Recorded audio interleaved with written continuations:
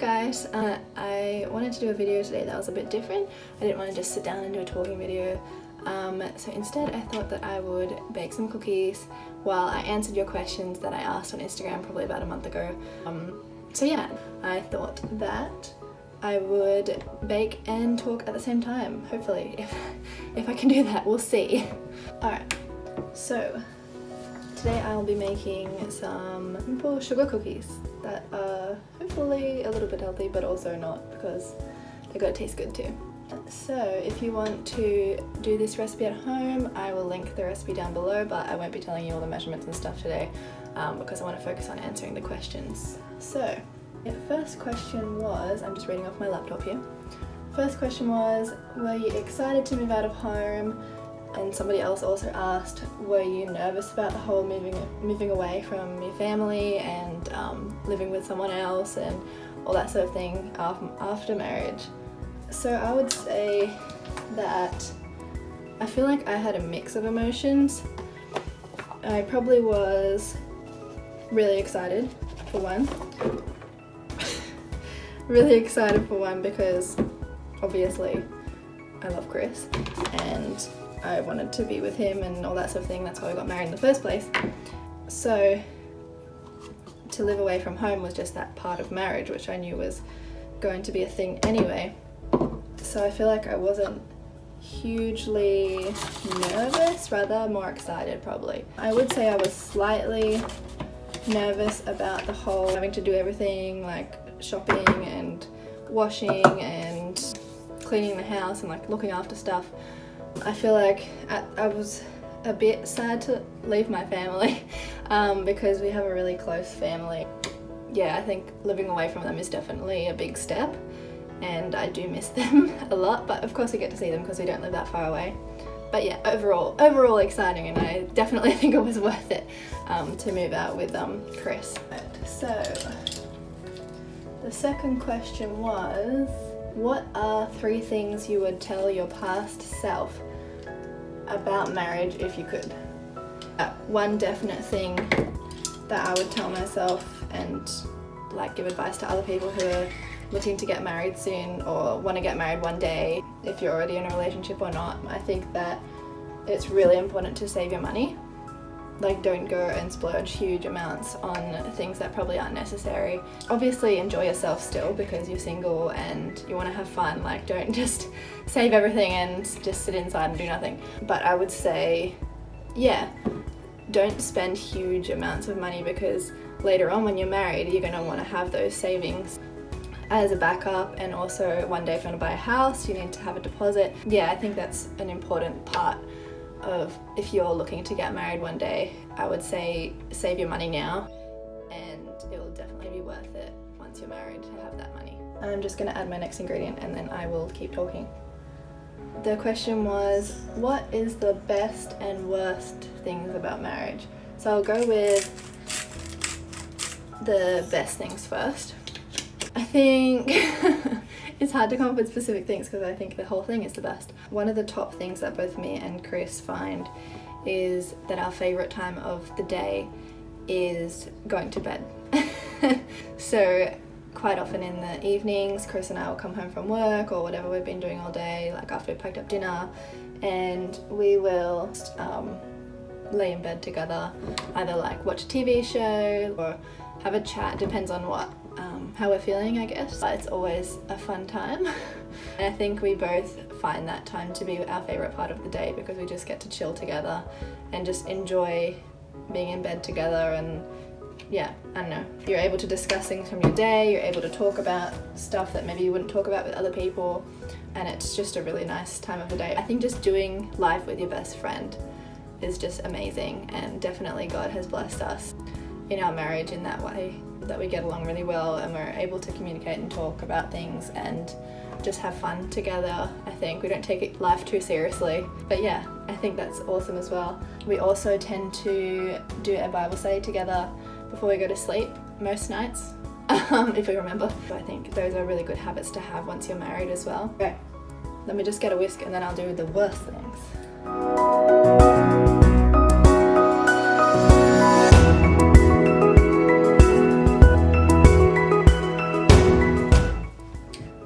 disclaimer, Chris and I have only been married for a year and a few months. So of course we haven't experienced everything together. We have never, like, we're not having kids yet. We're not living so far away from our parents that we can't go there once a week for dinner. So we definitely take advantage of those things. And yeah, I wouldn't say I have had all the experiences that a marriage would have. Yeah, I can't speak from that much experience, I guess, but this is 1 year and a bit. I might do another one in 10 years and tell you totally different answers. We'll just have to wait and see. Once we have kids, I'm sure many things will change. I've got to beat this, so I will be right back.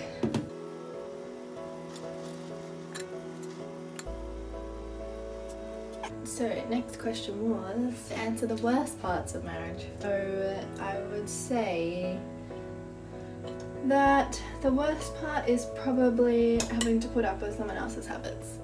Not that Chris's habits are all bad, but I'm probably worse than him, to be honest. So I would say that you do have to have that patience and just that knowledge that that other person is not exactly like you, or they might be exactly like you, and that could be even worse. Just in their habits, their mannerism, because you pick up on everything because you're with them all the time. So I would say to be aware that there may be things that you don't know about your wife or husband or fiance or whatever before you move in with them that you will soon discover. But I feel like that should not turn you off marrying them or like staying with them, obviously, because that's just who they are and you shouldn't try to change that. So I know that Chris doesn't particularly like it when I leave my clothes on the ground. He finds it rather annoying when I leave it on the ground, which is fair enough. I shouldn't be leaving my clothes on the ground, but it's just something that I don't take so seriously. I kind of disregard. I'm like, oh, I'll pick it up later, don't worry about it. Whereas he likes places to be clean.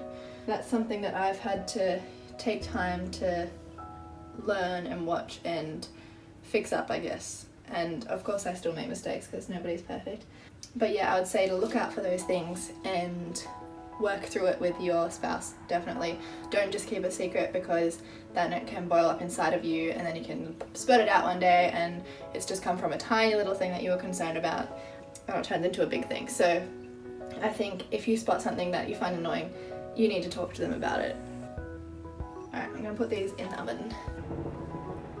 Next question was, should a single, dating, engaged person prepared for when it comes to marriage?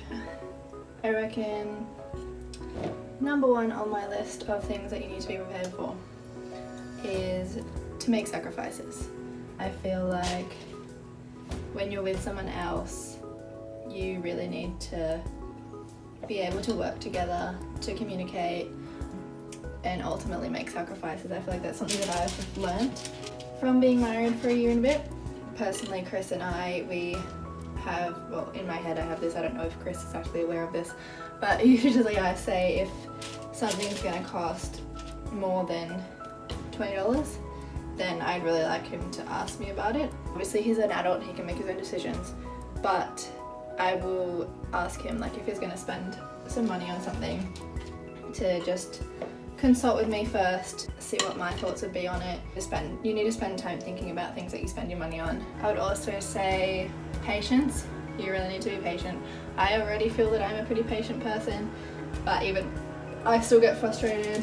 Yeah, patience, definitely, because obviously you're living with someone else who's grown up in a different family, with different parents, has different friends. So yeah, there's just a lot of different things in there, I guess. Especially when you're having discussions about future stuff, when you're talking about how you're going to parent. That's something that me and Chris seem to talk about. Maybe you don't, but I think all those things you really need to think about and just be open to discussions and be able to have healthy discussions that don't turn into fights, that don't turn into crying. And yeah, I think patience is a really key thing. I think a key thing with the communication aspect of having patience and being able to communicate clearly with one another is that if you have a problem, you really need to address it. You shouldn't keep things in your head and not tell the other person that you have an issue with it. I think everything just needs to be verbalized between you, and it makes for a really healthy relationship in that way. So yeah, I think if you're not in a relationship yet, I think work on your communication within your family, within your friends. Notice people's different communication techniques, whether they're more verbal, whether they're more physical, and whether they prefer to talk about something just one-on-one, whether they prefer to talk with other people in the room. Everybody has different feelings and preferences, so I think you really need to get to know the people around you and how they communicate, and yeah, let off messages of what they might be feeling about a situation. Yeah, excuse the person that's mowing the lawn or whippersnipping or something. But yeah, so I think sacrifice, patience, and communication are 3 key things that you need to really work on before you get married. I would also say that you really need to have your own identity and know who you are before you go into go into a relationship with somebody else, because you don't want to find your identity in purely being their boyfriend or girlfriend or fiance or husband or wife, whatever. You want to have your own things that you like to do, you want to allow yourself to have your own time as well. Especially for some people, they prefer to have time with themselves. They don't like to socialize with lots of people, I guess introverts. I think you just need to be able to balance your identity in the way that what you choose to do with your time as well. Someone else, they might find their identity in playing guitar. So if they love playing guitar, they need to still keep that up and talk to their husband and wife about allowing that time to spend on playing guitar.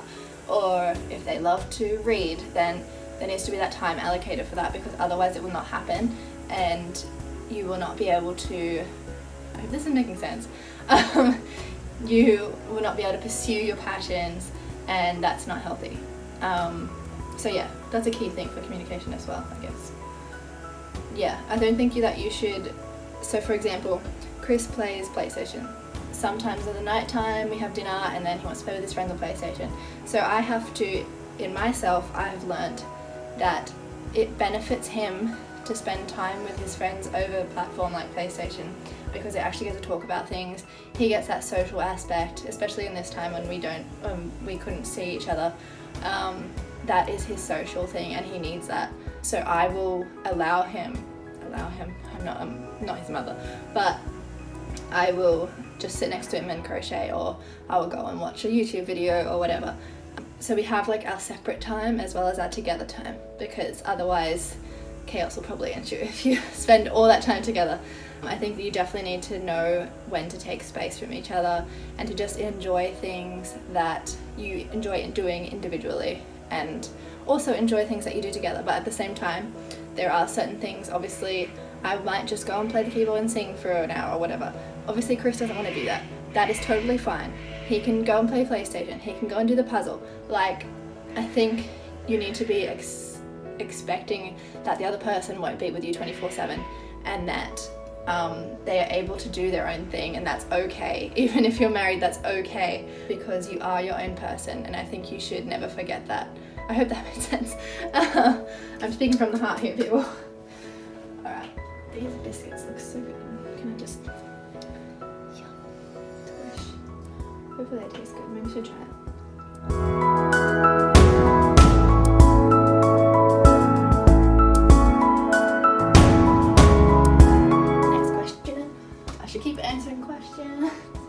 What things would you, being me, put into place before you get married? There's not a lot you can put in place before you get married, I guess, other than the things that I've talked about already, being like patience and all that sort of thing. Practically, Chris and I, when we got engaged, we actually created a joint bank account together. This was mainly brought about because of the money that we'd received from our engagement party. We wanted to be able to have that in a joint bank account together anyway, and we were planning on doing that anyway when we were married. So that was just natural for us to be able to do that, and it was super easy, and it was just a place that we could have some savings that both of us could access if we needed to. I don't think I even did until we got married anyway. But it was good to be like, this is our money together. We look after it together as a couple, which was cool. So I think that's one good thing that we actually already implemented before we got married. Someone asked, what things are you striving to put in place now that we're married? So now, this has been a tricky time of 2020 just altogether with the whole pandemic and everything. But I think what we are working on putting in place is constantly a budget. We consistently talk about the budget. We made a budget for the grocery shopping right when we got married. We looked at what we spend money on and all that sort of thing. I feel like I think groceries is a big thing because it's money that you spend every week, and so you got to think about that money, where it's going, what you're buying. So we have been working on making a 2-week grocery bill so that we just go shopping once for the 2 weeks, get everything we need for that 2 weeks, and try and save as much as we can by getting things on sale, and yeah, just in general buying cheaper meals rather than more expensive, maybe picking one expensive meal for a week to have as a special sort of thing. Also, we are careful on what we eat out as well. We do, of course, love McDonald's and KFC and all of those sort of things, but obviously we can't do that all the time. So we do always think about it. We do love going to get ice cream, but I feel like whatever you do, think about why you're doing it. And yeah, because I think getting ice cream, sure, we're spending a little bit of money, but it is a time where we can sit in the car together and chat. We can listen to music and all that sort of thing we find fun, and that's what we used to do when we were dating as well. We'd quite often just go to Macca's and get nuggets or frozen Coke or ice cream or something. Yeah, I don't know. Can't think of anything else right now. That would be anything different we want to put in place. I feel like now it's easier for me, I think, to take time for myself. I think at the beginning of marriage, I kind of struggled it whenever Chris went out without me. Even now I'm sad when he leaves me. But I think that you need to find things that you enjoy individually. So I have begun to learn piano. I have taught myself crochet. I enjoy seeing my sister sometimes without Chris, or my mum, like FaceTime my mum, and that sort of thing is what I would say is the stuff that I do in my own time.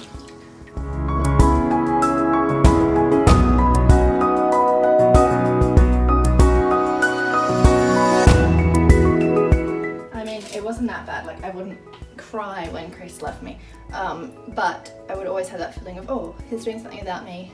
That's not what I wanted, because I do love spending time with him. But I think I just had to get used to the way that marriage works, and that you have to have individual time for yourselves as well. And I of course enjoy that time, and there's YouTube videos that I want to watch that he doesn't want to watch, and Netflix shows that I want to watch that he doesn't want to watch.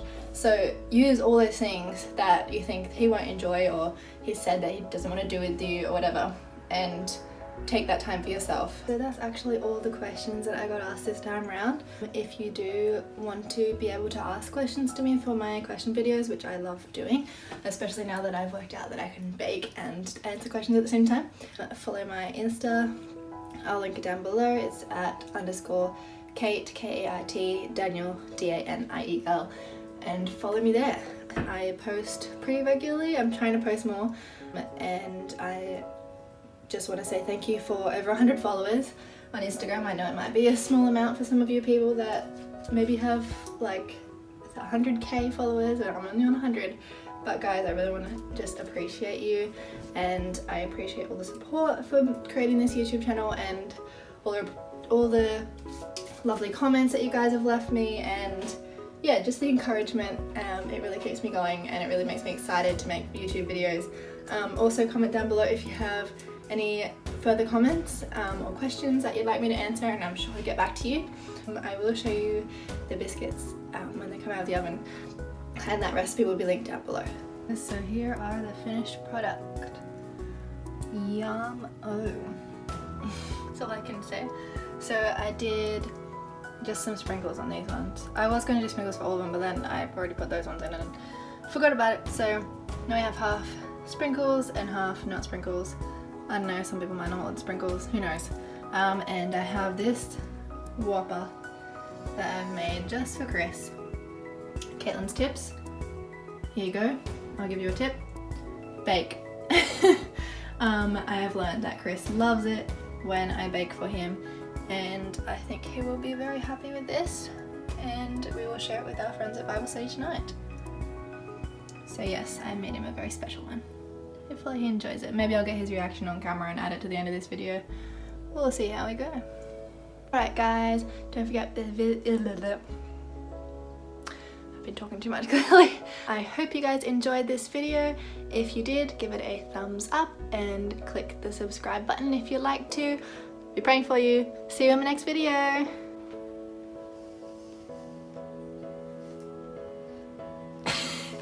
What's your first opinion?